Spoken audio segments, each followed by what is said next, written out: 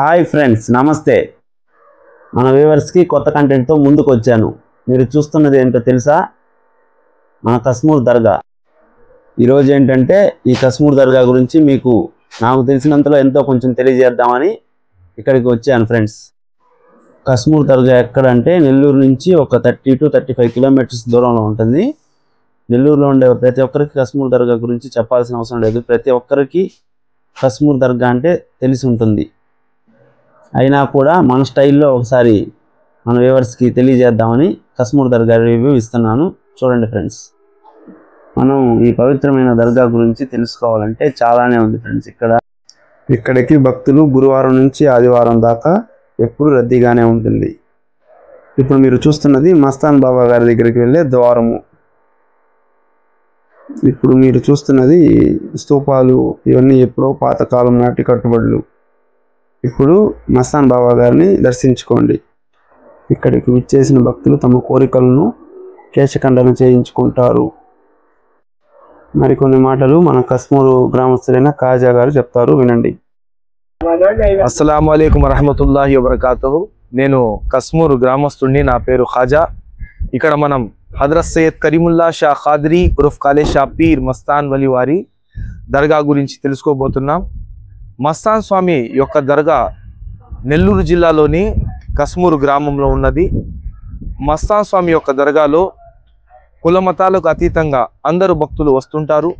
ముస్లింలు కానివ్వండి, తర్వాత హిందువులు కానివ్వండి, క్రిస్టియన్లు కానివ్వండి, మతపరమైన సంబంధం లేకుండా మస్తాన్ స్వామి దగ్గర వచ్చి వాళ్ళ మొక్కులు చెప్పుకొని, వాళ్ళ కోరికలు చెప్పుకొని, కోరికలు తీరిన తర్వాత మొక్కుబళ్ళు ఇక్కడ చెల్లించడం జరుగుతుంది.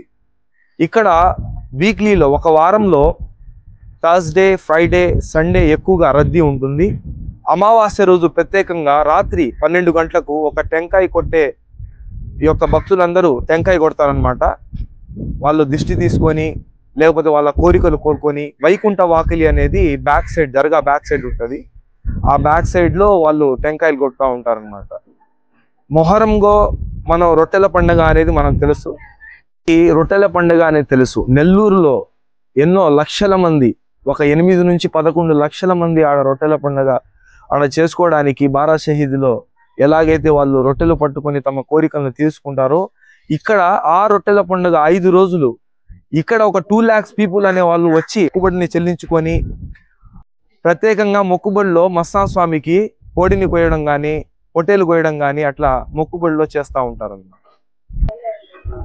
అమావాస్య రోజు తమిళనాడు స్టేట్ నుంచి ఎక్కువ మోతాదులో జనం రావడం జరుగుతుంది.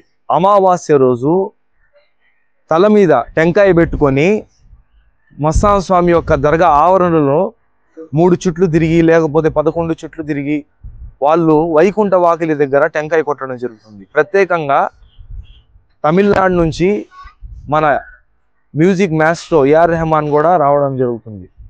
మ్యూజిక్ డైరెక్టర్ ఏఆర్ రెహమాన్ గారు కానివ్వండి, తర్వాత తమిళనాడు ఇండస్ట్రీకి, సినీ ఇండస్ట్రీకి చెందినటువంటి వేరే వేరే యాక్టర్స్ కానివ్వండి ఆ రోజు రావడం జరుగుతుంది అనమాట.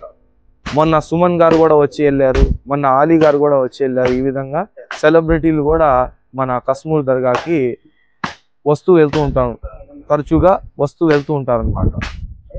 తర్వాత మొహరం రోజు కూడా రద్దీ ఎక్కువ ఉంటుంది.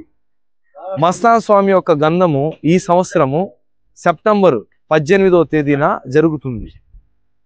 అంటే ఈ సంవత్సరము సెప్టెంబర్ 18వ తేదీన మస్తాన్ స్వామి యొక్క గంధ మహోత్సవము వెంకటగిరి రాజావారు కట్టించిన బంగ్లా ఇక్కడి నుంచి ఒక 1 కిలోమీటర్ ఉంటుందండి. ఆడ నుంచి గుర్రం మీద ఫకీర్ల వాళ్ళ జరువులతో, తర్వాత మేళ తాళాలతో అక్కడి నుంచి ఊరు మొత్తం తిరిగి ఇక్కడ దర్గాకి గంధం వచ్చి, ఇక్కడ పీఠాధిపతులు, మత పెద్దలు వచ్చి గంధం అనేది ఎక్కించడం జరుగుతుంది. తర్వాత ప్రజలకు పంచడం జరుగుతుంది.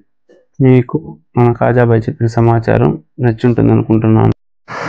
మీరు చూస్తున్నట్లయితే ఇది కొండపైకి దారి ఫ్రెండ్స్. ఇక్కడ అందరు భక్తులు కొండపైకి వెళ్ళి సందర్శిస్తూ ఉంటారు. కొండపైన బాబా గారి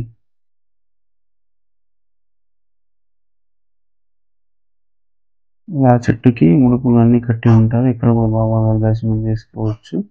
మరియు బాబా గారు ఉయ్యాల అన్నీ ఉంటాయి. మీకు మేము అందించిన ఈ సమాచారం నచ్చినట్లయితే లైక్ చేయండి, సబ్స్క్రైబ్ చేయండి ఫ్రెండ్స్. ఉంటా, బాయ్.